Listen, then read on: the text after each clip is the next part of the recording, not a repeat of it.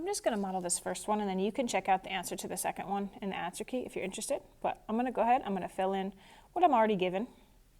Okay, now remember, this is a 6 by 6, so I can use the numbers 1, 2, 3, 4, 5, 6.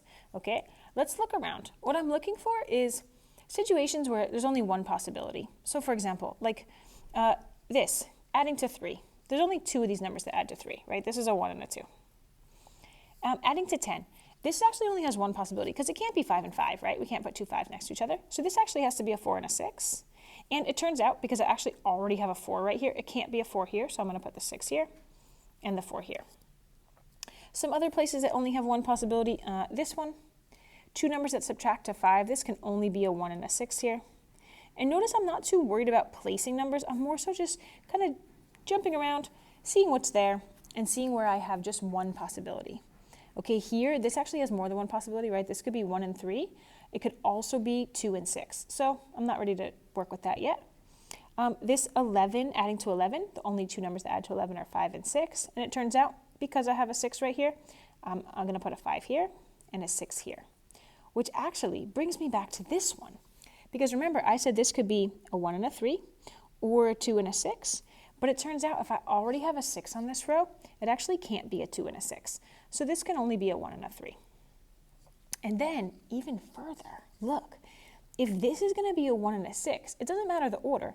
Either way, there's going to be a 1 in this column. So I can't put another 1 here. So let's put the 1 in the other column, and this is going to be a 3. Okay, and I observe that I'm almost done with this row. So let's see, I already have a 1, I'm missing a 2. I have a 3, I have a 4, and I'm missing a 5. So either this is going to be a 2 and a 5, or a 5 and a 2. Not sure which one yet, but look, I'll just make myself a little note. This just has to be one of those 2. Let's keep going. What do I see next? I see multiplying to 15. The 3 numbers that multiply to 15 would have to be 1, 3, and 5, right? So I'm not sure which is which, but we'll just keep myself that note.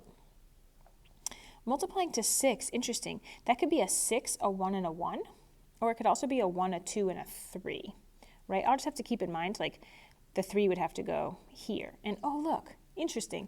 Look, remember what I said? It could be a 6, a 1, and a 1, but it turns out it can't be that, right? Because there's actually already a 6 here.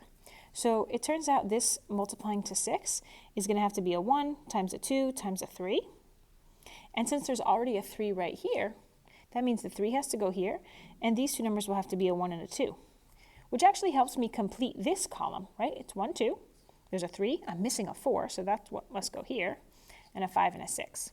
So let's come down to here now. If this is a 4, 4 times what is 40? Well, 4 times 10 is 40. So these 2 numbers have to multiply to 10. So that must be a 2 and a 5. And then let's take a look at this column. I already have a 1, a 2, a 3. I'm missing a 4. And I have a 5 and a 6. So now that I have a 4 here, I realize, okay, 4 times what is 80? 4 times 20 is 80. So these 2 numbers have to multiply to 20. So that has to be a 4 and a 5. Right, so look, this is going to be a 4 and a 5. And then I can't put the 4 here. There's already a 4 right here. So this will be a 4. This will be a 5. And continuing to look around, let's see, where could I go next? I think I'll tackle this one next because normally divided by 3, it could be a 1 and a 3, it could be a 2 and a 6, but seeing as I already have a 6 in this column, this is going to have to be a 1 and a 3. And since I already have a 1 right here, this is going to be a 3 and a 1. And then looking here, look, I already have a 1 and a 2 here.